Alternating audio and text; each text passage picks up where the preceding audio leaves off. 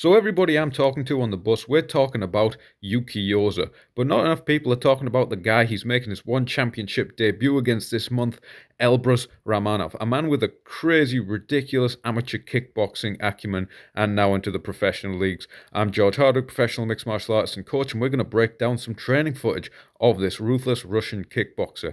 Okay, so he likes these longer combination pad drills. This is just a little bit of shadow boxing downhill.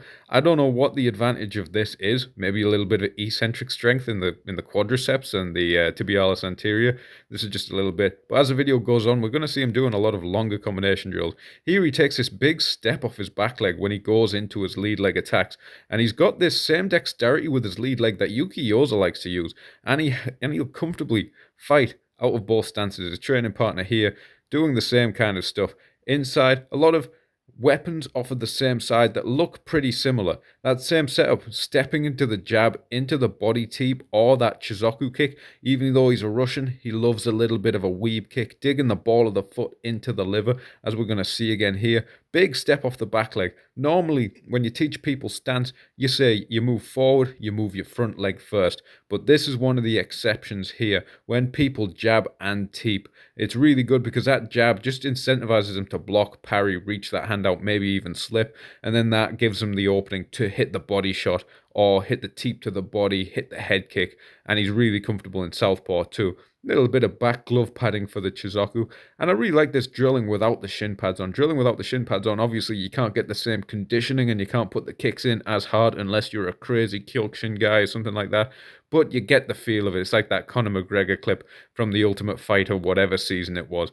But there, a bit of live drilling, his training partner doing a lean back into switch back kick. And there, that's him. He overtakes, that's a big step. He overtakes his lead leg with the back leg, a full stance switch, which is really good for covering distance. You just have to make sure you are at that distance in the first place. If you do that too close, you're likely going to smother your work and fall into a clinch or maybe even meet some counters from your opponent's hands there. And he's very comfortable stepping into southpaw, practicing that cross check as well. Here's another longer combination work. I think it's the same training partner. He's doing a lot more classic Dutch here, reloading left hook into right kicks, that classic cadence striking. And I love their little hand frames in the middle of the combinations. Really good. That's a very Dutch style thing to do. The knee straight up and stepping down into the hook.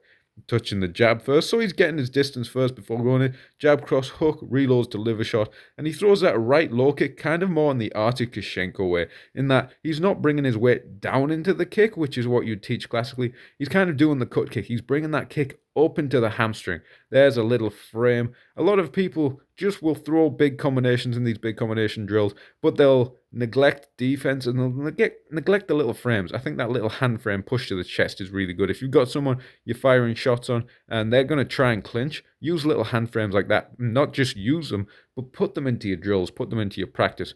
Very clever stuff. But yeah, he likes that cut kick up into the hamstring. What's really good about that is that it's a bit harder to see. If you look at classic Masato fights, he'll use that. He'll use different targets there with a low kick, hitting the calf. Obviously, the calf gets a little bit more off balance. See how he shifts outside? He shifts away from the right hand before hitting that calf kick. So he takes that little step out and it manages to get that good angle where he can get behind the leg and kind of sweep him. So he'll often do these little jabs, little setups there. There he splits the jab, very important. A lot of these drills can often be delayed counters. You slip and then you fire back. You roll and then you fire back. But that first jab, really good idea.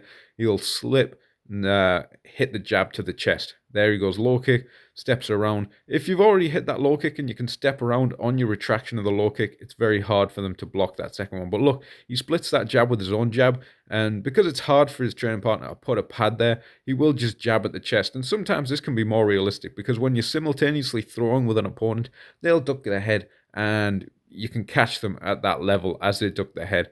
A lot of no shin pad drilling here, so he's practicing his control, rolling out on that side.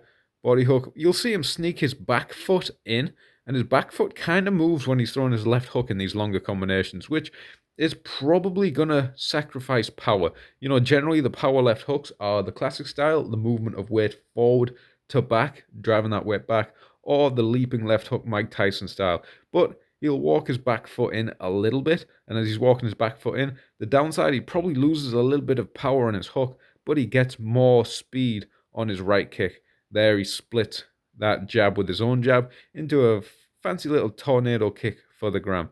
Again, this big step up off the back leg, and he's got so many different options off of it. You see how he's got three options. He's used both teeps off of that jab into lead leg kick. He's used head kicks and he's used inside kicks. You know, two options that people can probably guess or have a good chance of guessing with the mix up if there's two options off of it.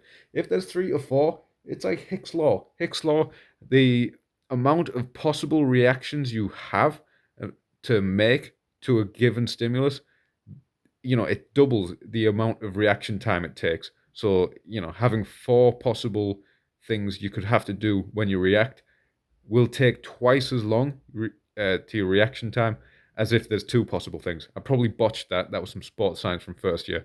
But he likes to use his reload into a spinning kick. His left leg is super dexterous, which is very exciting to me. We know Yuki YOZA has such a dexterous lead leg and can stand switch really comfortably. So I wonder if they're going to end up going southpaw on southpaw crown. We know how good Yuki YOZA is against southpaws when we saw his fight with Gondapar and Wirasakrek.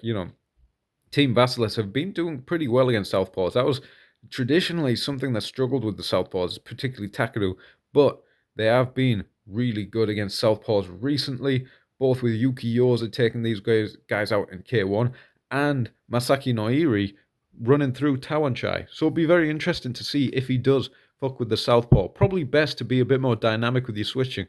If you've got someone who switches stances, it might be a good idea to switch stance with them. I've been George Hardwick. Subscribe, check out the Patreon, let me know in the comments who I should break down next, and enjoy your beans.